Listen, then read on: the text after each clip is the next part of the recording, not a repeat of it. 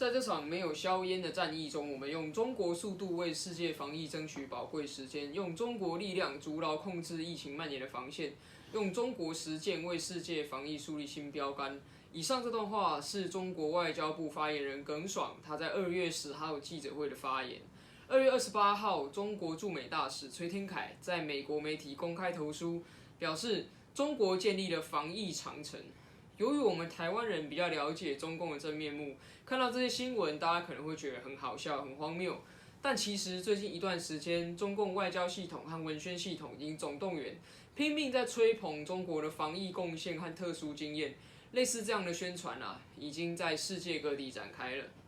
最著名的人士就是世界卫生组织 WHO 的干事长谭德赛。从疫情爆发一开始，他从来没有批评过或担心过中国的防疫做得不确实，反而一直称赞中国做得很好。在2月25号 ，WHO 派去武汉考察的专家组长艾尔沃德，他还开记者会公开说，中国是全球对抗新冠肺炎最有经验跟成果的国家，建议各国要学习中国。他赞赏中共的强大动员能力，还有科学防疫。运用大数据、人工智慧、5G 技术设立发烧门诊、网络远端看诊，甚至他还赞赏其实有强烈个资问题和监控疑虑的健康码的制度。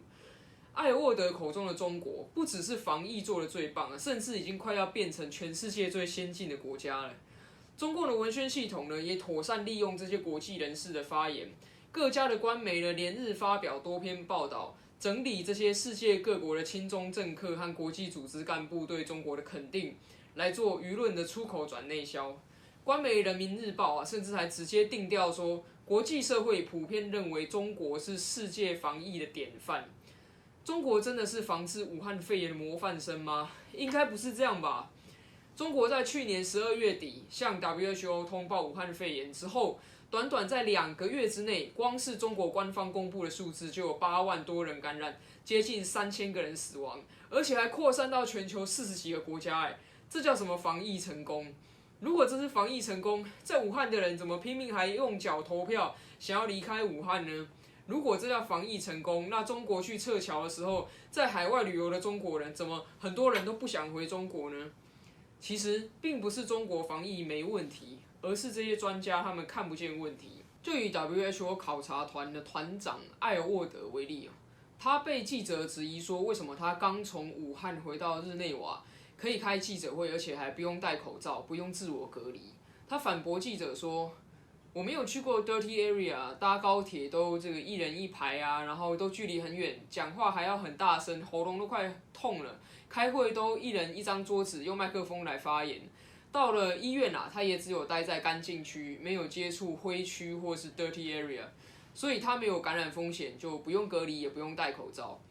这位专家为了证明自己不需要戴口罩，他反而不小心告诉全世界说，其实他根本没看过武汉疫情最严重的一面，没有看到问题，他当然会觉得没问题啦。这些自诩公正专业的国际组织派出考察团到武汉作秀，回来之后还大肆夸奖中国，还忧心忡忡的担心其他国家防疫落后。难道这些专家都是脑袋秀逗了吗？其实这些看起来荒谬的言论并不是一个偶然，因为特别喜欢吹捧中国、呼应中共的文宣，正是感染主旋律病毒的典型症状。什么是主旋律呢？它是中共文宣的一种套路，内容是这样的。中国人民遇到了危机，中国共产党的英雄在危难当中英勇地解救了中国人民。中共不只做得好而且还比其他国家做得更好。所以主旋律的结论就会导向中国人民遇到灾难的时候，不只一定会被共产党救，而且呢，共产党一定比其他国家的人呢做得更好。中国人民一定优先得救，中国共产党一定会为中国带来荣耀。这种主旋律文宣在中国各领域的宣传都看得到，像是知名的电影《战狼》就清楚地呈现了这种主旋律，在中国受到巨大的欢迎。《战狼》第2集甚至是中国电影票房纪录的总冠军，还被中共官媒称赞是成功的主旋律类型化作品。所以也有人把这种主旋律称为战狼逻辑。战狼主旋律如果只有在中国内销不只会被外人嘲笑，而且连中国的网民自己都不见得相信，因此必须要出口，再用国外的舶来品、精品的形式呢转内销。中国从2009年开始推动的大外宣计划，以及渗透国际组织高层干部，就是外销这个主旋律病毒的通路。所谓的大外宣呢，就是中国对外宣传大布局的简称。从2009年开始，中国政府投入450亿人民币展开这个全球宣传计划。习近平在2013年的全国宣传思想工作会议上，他指出，宣传工作的方针是讲好中国故事，传播好中国声音。他们利用的手法有以下3种：第一种是在世界各国成立中共官媒的据点；第二种是成立中资的假外媒，他去买下经营不善的小型外国媒体，或者是呢在外国媒体给钱做置入性的行销。第3个手法是大力发展"一带一路"计划。除了经济影响力之外呢，还要连带把中国的媒体影响力也都带到合作的伙伴国家。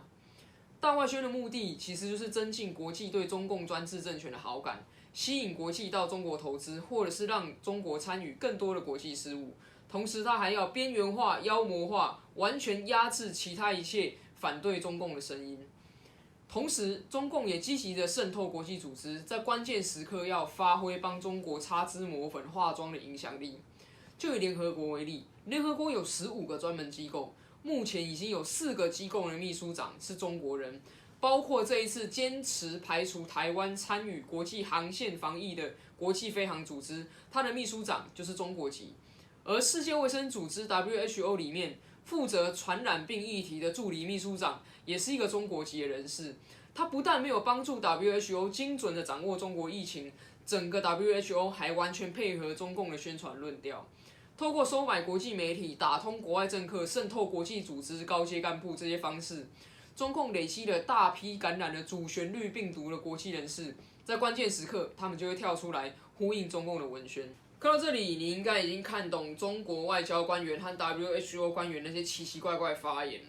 武汉肺炎的疫情文宣战，就是大外宣和国际组织扩散主旋律的总验收。先由中国外交的系统来吹奏这个序曲，然后再由国际人士呼应这个主旋律，最后出口转内销，海内外共同吹响中国抗疫世界第一的协奏曲，就完整了这个主旋律的全球大合唱。